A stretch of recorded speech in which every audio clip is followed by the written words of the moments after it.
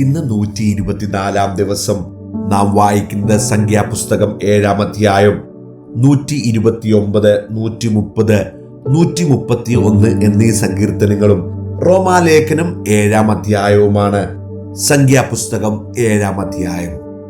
മോശെ തിരുനിവാസം നിവർത്തി കഴിഞ്ഞിട്ട് അതും അതിന്റെ ഉപകരണങ്ങളൊക്കെയും അഭിഷേകം ചെയ്ത് ശുദ്ധീകരിക്കുകയും യാഗപീഠത്തെയും അതിന്റെ സകല പാത്രങ്ങളെയും അഭിഷേകം കഴിച്ച് ശുദ്ധീകരിക്കുകയും ചെയ്ത ദിവസം തങ്ങളുടെ പിതൃഭവനങ്ങളിൽ പ്രധാനികളും ഗോത്രപ്രഭുക്കന്മാരും എണ്ണപ്പെട്ടവരുടെ മേൽവിചാരകന്മാരും ആയ ഇസ്രായേൽ പ്രഭുക്കന്മാർ വഴിപാട് കഴിച്ചു. അവർ വഴിപാടായിട്ട് ഈ 2 പ്രഭുക്കന്മാർ ഓരോ വണ്ടിയും, ഓരോരുത്തൻ ഓരോ കാളയും, ഇങ്ങനെ കൂടുള്ള 6 വണ്ടിയും 12 കാളയും യഹോവയുടെ സന്നിധിയിൽ തിരുനിവാസത്തിന്റെ മുമ്പിൽ കൊണ്ടുവന്നു. അപ്പോൾ യഹോവ മോശയോട്, അവരുടെ പക്കൽ നിന്ന് അവയെ വാങ്ങുക, അവ സമാഗമന കൂടാരത്തിന്റെ ഉപയോഗത്തിനിരിക്കട്ടെ, അവയെ ലേവ്യരിൽ ഓരോരുത്തന് അവനവന്റെ വേലയ്ക്ക് തക്കവണ്ണം കൊടുക്കണം എന്ന് കൽപ്പിച്ചു. മോശ വണ്ടികളെയും കാളകളെയും വാങ്ങി ലേവ്യർക്ക് കൊടുത്തു. 2 വണ്ടിയും 4 കാളയെയും അവൻ ഗോർശോന്യർക്ക് അവരുടെ വേലയ്ക്ക് തക്കവണ്ണം കൊടുത്തു. 4 വണ്ടിയും 8 കാളയും മെരാര്യർക്ക് പുരോഹിതനായ അഹരോന്റെ പുത്രൻ ഈഥാമാരിന്റെ കൈക്കീഴ് അവർക്കുള്ള വേലയ്ക്ക് തക്കവണ്ണം കൊടുത്തു. കെഹാത്യർക്ക് അവൻ ഒന്നും കൊടുത്തില്ല. അവരുടെ വേല വിശുദ്ധ മന്ദിരം സംബന്ധിച്ചുള്ളതും തോളിൽ ചുമക്കുന്നതുമായിരുന്നു. യാഗപീഠം അഭിഷേകം ചെയ്ത ദിവസം പ്രഭുക്കന്മാർ പ്രതിഷ്ഠയ്ക്കുള്ള വഴിപാട് കൊണ്ടുവന്നു. യാഗപീഠത്തിന്റെ മുമ്പാകെ പ്രഭുക്കന്മാർ തങ്ങളുടെ വഴിപാട് കൊണ്ടുവന്നു. അപ്പോൾ യഹോവ മോശയോട്, യാഗപീഠത്തിന്റെ പ്രതിഷ്ഠയ്ക്കായി ഓരോ പ്രഭു ഓരോ ദിവസം താന്റെ വഴിപാട് കൊണ്ടുവരണമെന്ന് കൽപ്പിച്ചു. 1-ാം ദിവസം വഴിപാട് കഴിച്ചവൻ യഹൂദാ ഗോത്രത്തിൽ അമീനാദാബിന്റെ മകനായ നഹശോൻ. അവന്റെ വഴിപാട് വിശുദ്ധ മന്ദിരത്തിലെ തൂക്കപ്രകാരം 130 ശേക്കൽ തൂക്കമുള്ള ഒരു വെള്ളിത്തളിക, 70 ശേക്കൽ തൂക്കമുള്ള ഒരു വെള്ളിക്കിണ്ണം. അവ രണ്ടും ഭോജനയാഗത്തിനായി എണ്ണ ചേർത്ത നേരിയ മാവ് കൊണ്ട് നിറഞ്ഞിരുന്നു. ധൂപവർഗം നിറഞ്ഞതും 10 ശേക്കൽ തൂക്കമുള്ളതുമായ ഒരു പൊൻകലശം, ഹോമയാഗത്തിനായി ഒരു കാളക്കിടാവ്, ഒരു ആട്ടുകൊറ്റൻ, 1 വയസ്സ് പ്രായമുള്ള ഒരു ആൺകുഞ്ഞാട്, പാപയാഗത്തിനായി ഒരു കോലാട്ടുകൊറ്റൻ, സമാധാനയാഗത്തിനായി 2 കാള, 5 ആട്ടുകൊറ്റൻ, 5 കോലാട്ടുകൊറ്റൻ, 1 വയസ്സ് പ്രായമുള്ള 5 ചെമ്മരിയാട്ടിൻകുട്ടി. ഇത് അമീനാദാബിന്റെ മകനായ നഹശോന്റെ വഴിപാട്. 2-ാം ദിവസം ഇസ്സാഖാരിന്റെ മക്കളുടെ പ്രഭുവായ സൂവാരിന്റെ മകൻ നെഥനയേൽ വഴിപാട് കഴിച്ചു. അവൻ വഴിപാട് കഴിച്ചത് വിശുദ്ധ മന്ദിരത്തിലെ തൂക്കപ്രകാരം 130 ശേക്കൽ തൂക്കമുള്ള ഒരു വെള്ളിത്തളിക, 70 ശേക്കൽ തൂക്കമുള്ള ഒരു വെള്ളിക്കിണ്ണം. ഇവ രണ്ടും ഭോജനയാഗത്തിനായി എണ്ണ ചേർത്ത നേരിയ മാവ് കൊണ്ട് നിറഞ്ഞിരുന്നു. ധൂപവർഗം നിറഞ്ഞതും 10 ശേക്കൽ തൂക്കമുള്ളതുമായ ഒരു പൊൻകലശം, ഹോമയാഗത്തിനായി ഒരു കാളക്കിടാവ്, ഒരു ആട്ടുകൊറ്റൻ, 1 വയസ്സ് പ്രായമുള്ള ഒരു കുഞ്ഞാട്, പാപയാഗത്തിനായി ഒരു കോലാട്ടുകൊറ്റൻ, സമാധാനയാഗത്തിനായി 2 കാള, 5 ആട്ടുകൊറ്റൻ, 5 കോലാട്ടുകൊറ്റൻ, 1 വയസ്സ് പ്രായമുള്ള 5 കുഞ്ഞാട്. ഇത് സൂവാരിന്റെ മകനായ നെഥനയേലിന്റെ വഴിപാട്. 3-ാം ദിവസം സെബുലൂന്റെ മക്കളുടെ പ്രഭുവായ ഹേലോന്റെ മകൻ ഏലിയാബ് വഴിപാട് കഴിച്ചു. അവന്റെ വഴിപാട് വിശുദ്ധ മന്ദിരത്തിലെ തൂക്കപ്രകാരം 130 ശേക്കൽ തൂക്കമുള്ള ഒരു വെള്ളിത്തളിക, 70 ശേക്കൽ തൂക്കമുള്ള ഒരു വെള്ളിക്കിണ്ണം. ഇവ രണ്ടും ഭോജനയാഗത്തിനായി എണ്ണ ചേർത്ത നേരിയ മാവ് കൊണ്ട് നിറഞ്ഞിരുന്നു. ധൂപവർഗം നിറഞ്ഞതും 10 ശേക്കൽ തൂക്കമുള്ളതുമായ ഒരു പൊൻകലശം, ഹോമയാഗത്തിനായി ഒരു കാളക്കിടാവ്, ഒരു ആട്ടുകൊറ്റൻ, 1 വയസ്സ് പ്രായമുള്ള ഒരു കുഞ്ഞാട്, പാപയാഗത്തിനായി ഒരു കോലാട്ടുകൊറ്റൻ, സമാധാനയാഗത്തിനായി 2 കാള, 5 ആട്ടുകൊറ്റൻ, 5 കോലാട്ടുകൊറ്റൻ, 1 വയസ്സ് പ്രായമുള്ള 5 കുഞ്ഞാട്. ഇത് ഹോലാന്റെ മകൻ ഏലിയാബിന്റെ വഴിപാട്. 4-ാം ദിവസം രൂബേന്റെ മക്കളുടെ പ്രഭുവായ ശെദയൂരിന്റെ മകൻ എലീസൂർ വഴിപാട് കഴിച്ചു.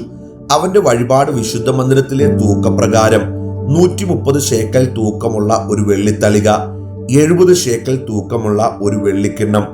ഇവ രണ്ടും ഭോജനയാഗത്തിനായി എണ്ണ ചേർത്ത നേരിയ മാവ് കൊണ്ട് നിറഞ്ഞിരുന്നു.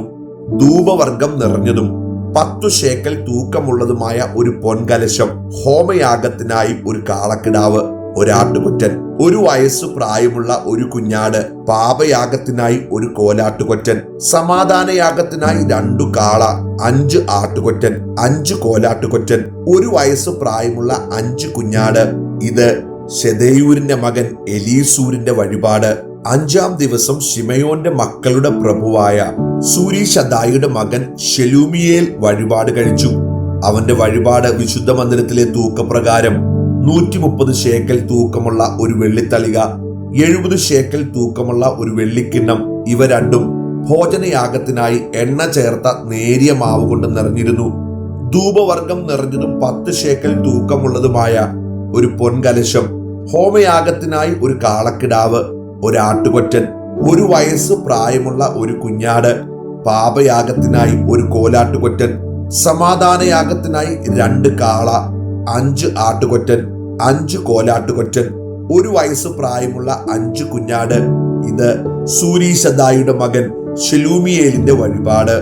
6-ാം ദിവസം ഗാദിന്റെ മക്കളുടെ പ്രഭുവായ ദെയൂവേലിന്റെ മകൻ എലിയാസാഫ് വഴിപാട് കഴിച്ചു.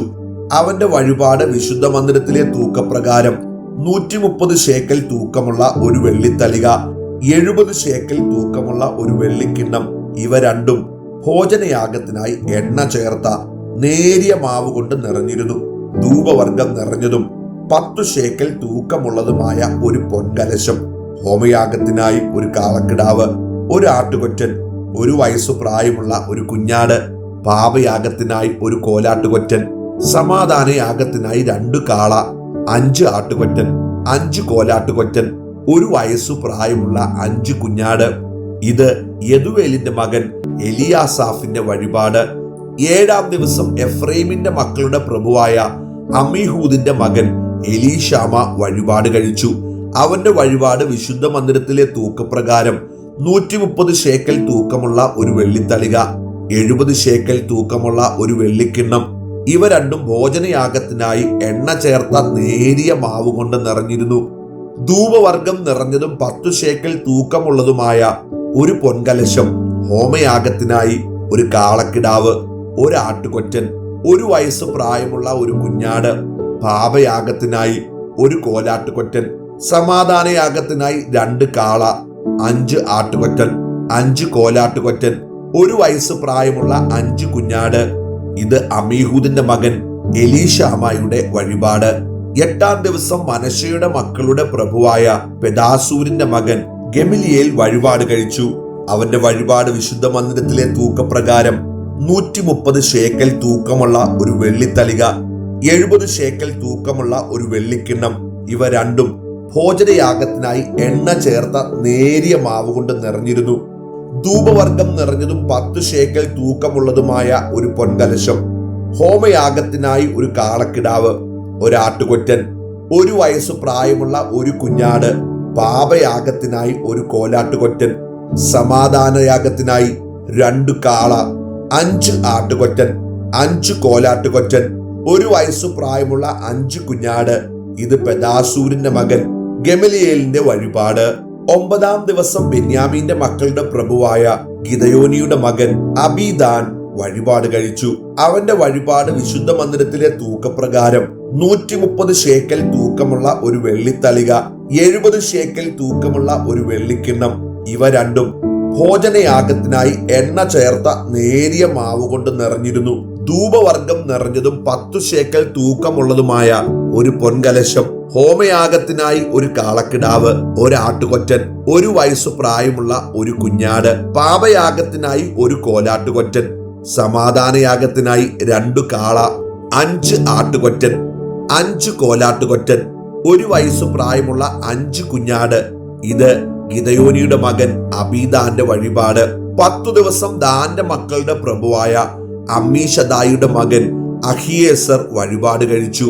അവന്റെ വഴിപാട് വിശുദ്ധ മന്ദിരത്തിലെ തൂക്കപ്രകാരം 130 ശേക്കൽ തൂക്കമുള്ള ഒരു വെള്ളിത്തളിക, 70 ശേക്കൽ തൂക്കമുള്ള ഒരു വെള്ളിക്കിണ്ണം.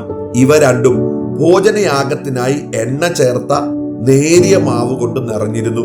ധൂപവർഗം നിറഞ്ഞതും 10 ശേക്കൽ തൂക്കമുള്ളതുമായ ഒരു പൊൻകലശം, ഹോമയാഗത്തിനായി ഒരു കാളക്കിടാവ്, ഒരു ആട്ടുകൊറ്റൻ, 1 വയസ്സു പ്രായമുള്ള ഒരു കുഞ്ഞാട്, പാപയാഗത്തിനായി ഒരു കോലാട്ടുകൊറ്റൻ, സമാധാനയാഗത്തിനായി 2 കാള, 5 ആട്ടുകൊറ്റൻ, 5 കോലാട്ടുകൊറ്റൻ, 1 വയസ്സു പ്രായമുള്ള 5 കുഞ്ഞാട്. ഇത് ഏനാന്റെ മകൻ അഹീരയുടെ വഴിപാട്.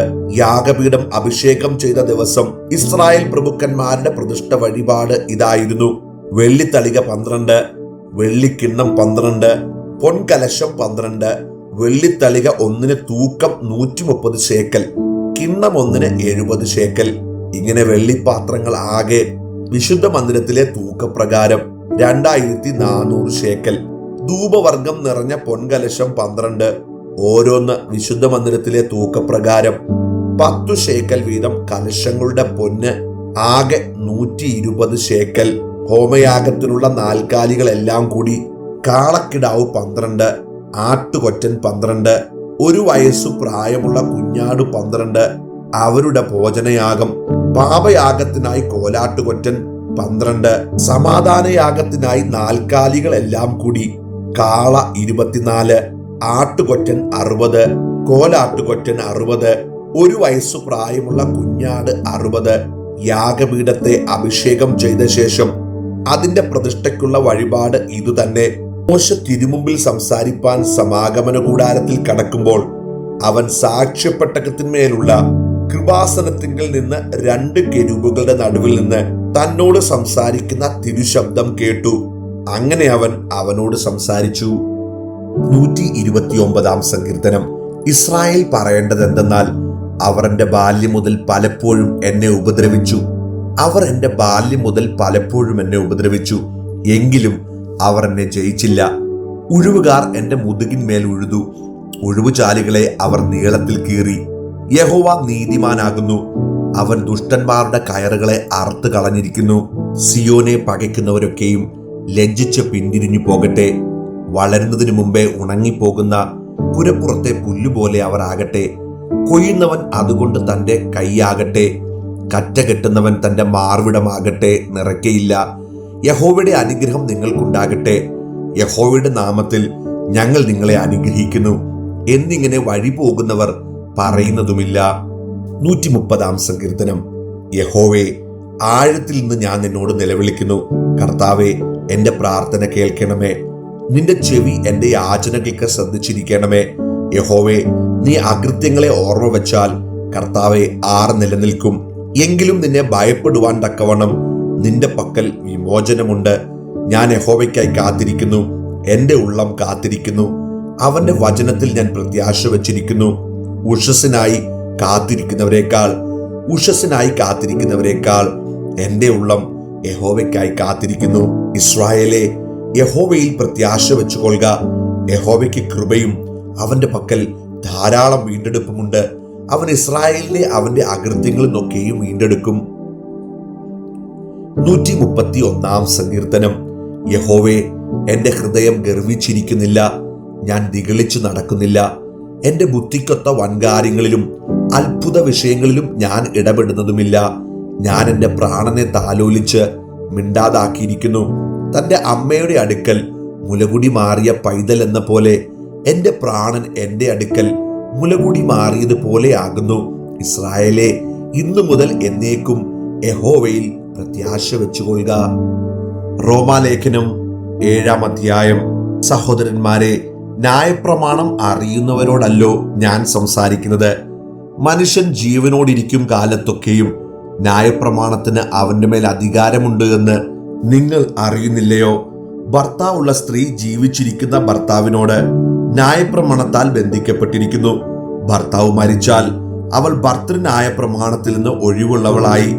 ഭർത്താവ് ജീവിച്ചിരിക്കുമ്പോൾ അവൾ വേറെ പുരുഷന് ആയാൽ വ്യഭിചാരിണി എന്ന് പേർ വരും. ഭർത്താവ് മരിച്ചുവെങ്കിലോ അവൾ വേറെ പുരുഷന് ആയാൽ വ്യഭിചാരിണി എന്ന് വരാതെ വണ്ണം ന്യായപ്രമാണത്തിൽ നിന്ന് സ്വതന്ത്രയാകുന്നു. അതുകൊണ്ട് സഹോദരന്മാരെ, നാം ദൈവത്തിന് ഫലം കായ്ക്കുമാറ് മരിച്ചിട്ട് ഉയർത്തെഴുന്നേറ്റവനായ വേറൊരുവന് ആകേണ്ടതിന് നിങ്ങളും ക്രിസ്തുവിന്റെ ശരീരം മുഖാന്തരം ന്യായപ്രമാണ സംബന്ധമായി മരിച്ചിരിക്കുന്നു. നാം ജഡത്തിലായിരുന്നപ്പോൾ ന്യായപ്രമാണത്താൽ ഉളവായ പാപരാഗങ്ങൾ മരണത്തിന് ഫലം കായ്ക്കത്തക്കവണ്ണം നമ്മുടെ അവയവങ്ങളിൽ വ്യാപരിച്ചു പോന്നു. ഇപ്പോഴോ നമ്മെ പിടിച്ചടക്കിയിരുന്ന ന്യായപ്രമാണം സംബന്ധിച്ച് മരിച്ചിരിക്കെ കൊണ്ട് അക്ഷരത്തിന്റെ പഴക്കത്തിലല്ല, ആത്മാവിന്റെ പുതുക്കത്തിൽ തന്നെ സേവിക്കേണ്ടതിന് നാം ന്യായപ്രമാണത്തിൽ നിന്ന് ഒഴിവുള്ളവരായിരിക്കുന്നു. ആകയാൽ നാം എന്തു പറയേണ്ടു? ന്യായപ്രമാണം പാപമെന്നോ? ഒരു നാളും അരുത്. എങ്കിലും ന്യായപ്രമാണത്താൽ അല്ലാതെ ഞാൻ പാപത്തെ അറിഞ്ഞില്ല. മോഹിക്കരുത് എന്ന് ന്യായപ്രമാണം പറയാതിരുന്നെങ്കിൽ ഞാൻ മോഹത്തെ അറിയുകയില്ലായിരുന്നു. പാപമോ അവസരം ലഭിച്ചിട്ട് കൽപ്പനയാൽ എന്നിൽ സകലവിധ മോഹത്തെയും ജനിപ്പിച്ചു. ന്യായപ്രമാണം കൂടാതെ പാപം നിർജീവമാകുന്നു. ഞാൻ ഒരു കാലത്ത് ന്യായപ്രമാണം കൂടാതെ ജീവിച്ചിരുന്നു. എന്നാൽ കൽപ്പന വന്നപ്പോൾ പാപം വീണ്ടും ജീവിക്കുകയും ഞാൻ മരിക്കുകയും ചെയ്തു. ഇങ്ങനെ ജീവനായി ലഭിച്ചിരുന്ന കൽപ്പന എനിക്ക് മരണഹേതുവായി തീർന്നുവെന്ന് ഞാൻ കണ്ടു. പാപം അവസരം ലഭിച്ചിട്ട് കൽപ്പനയാൽ എന്നെ ചതിക്കുകയും കൊല്ലുകയും ചെയ്തു. ആകയാൽ ന്യായപ്രമാണം വിശുദ്ധം, കൽപ്പന വിശുദ്ധവും ന്യായവും നല്ലതും തന്നെ. എന്നാൽ നന്മയായുള്ളത് എനിക്ക് മരണകാരണമായി തീർന്നു എന്നോ? ഒരു നാളും അരുത്. പാപമത്രേ മരണമായി തീർന്നത്. അത് നന്മയായുള്ളതിനെ കൊണ്ട് എനിക്ക് മരണം ഉളവാക്കുന്നതിനാൽ പാപമെന്ന് തെളിയേണ്ടതിനും കൽപ്പനയാൽ അത്യന്തം പാപമായി തീരേണ്ടതിനും തന്നെ ന്യായപ്രമാണം ആത്മീകമെന്ന് നാം അറിയുന്നുവല്ലോ. ഞാനോ ജഡമയൻ, പാപത്തിന് ദാസനായി വിൽക്കപ്പെട്ടവൻ തന്നെ. ഞാൻ പ്രവർത്തിക്കുന്നത് ഞാൻ അറിയുന്നില്ല. ഞാൻ ഇച്ഛിക്കുന്നതിനെ അല്ല, പകയ്ക്കുന്നതിനെ അത്രേ ചെയ്യുന്നത്. ഞാൻ ഇച്ഛിക്കാഞ്ഞതിനെ ചെയ്യുന്നുവെങ്കിലോ ന്യായപ്രമാണം നല്ലത് എന്ന് ഞാൻ സമ്മതിക്കുന്നു. ആകയാൽ അതിനെ പ്രവർത്തിക്കുന്നത് ഞാനല്ല, എന്നിൽ വസിക്കുന്ന പാപമത്രേ. എന്നിൽ എന്ന് വെച്ചാൽ എൻ്റെ ജഡത്തിൽ നന്മ വസിക്കുന്നില്ല എന്ന് ഞാൻ അറിയുന്നു. നന്മ ചെയ്യുവാനുള്ള താല്പര്യം എനിക്കുണ്ട്, പ്രവർത്തിക്കുന്നതോ ഇല്ല. ഞാൻ ചെയ്യുവാൻ ഇച്ഛിക്കുന്ന നന്മ ചെയ്യുന്നില്ലല്ലോ. ഇച്ഛിക്കാത്ത തിന്മയത്രേ പ്രവർത്തിക്കുന്നത്. ഞാൻ ഇച്ഛിക്കാത്തതിനെ ചെയ്യുന്നുവെങ്കിലോ അതിനെ പ്രവർത്തിക്കുന്നത് ഞാനല്ല, എന്നിൽ വസിക്കുന്ന പാപമത്രേ. അങ്ങനെ നന്മ ചെയ്യുവാൻ ഇച്ഛിക്കുന്ന ഞാൻ തിന്മ എന്റെ പക്കലുണ്ട് എന്നൊരു പ്രമാണം കാണുന്നു. ഉള്ളം കൊണ്ട് ഞാൻ ദൈവത്തിന്റെ ന്യായപ്രമാണത്തിൽ രസിക്കുന്നു. എങ്കിലും എൻ്റെ ബുദ്ധിയുടെ പ്രമാണത്തോട് പോരാടുന്ന വേറൊരു പ്രമാണം ഞാൻ എൻ്റെ അവയവങ്ങളിൽ കാണുന്നു. അതെന്റെ അവയവങ്ങളിലുള്ള പാപപ്രമാണത്തിന് എന്നെ ബദ്ധനാക്കി കളയുന്നു. അയ്യോ, ഞാൻ അരിഷ്ട മനുഷ്യൻ! ഈ മരണത്തിന് അധീനമായ ശരീരത്തിൽ നിന്ന് എന്നെ ആർ വിടുവിക്കും? നമ്മുടെ കർത്താവായ യേശുക്രിസ്തു മുഖാന്തരം ഞാൻ ദൈവത്തിന് സ്തോത്രം ചെയ്യുന്നു. ഇങ്ങനെ ഞാൻ തന്നെ ബുദ്ധി കൊണ്ട് ദൈവത്തിന്റെ പ്രമാണത്തെയും ജഡം കൊണ്ട് പാപത്തിന്റെ പ്രമാണത്തെയും സേവിക്കുന്നു.